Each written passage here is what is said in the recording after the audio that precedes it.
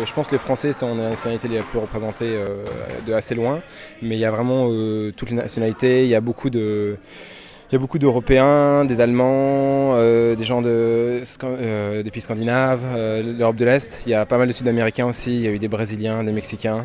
Donc c'est très éclectique d'ailleurs. Le club s'appelle le World Handball Club et est assez fier justement de cet éclectisme. Il y a aussi quelques Américains et des Canadiens. Je pense qu'en fait le football américain est plus développé en France que le handball l'est aux États-Unis, pour vous dire à peu près le niveau. Donc c'est un sport qui n'a pas encore vraiment rentré dans les mœurs américaines.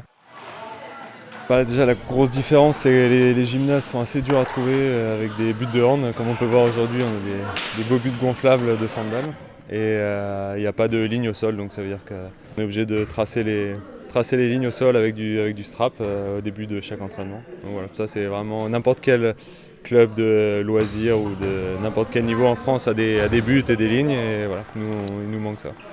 J'avais un petit peu peur que le niveau soit vraiment bas, mais l'équipe globalement tient quand même bien la route.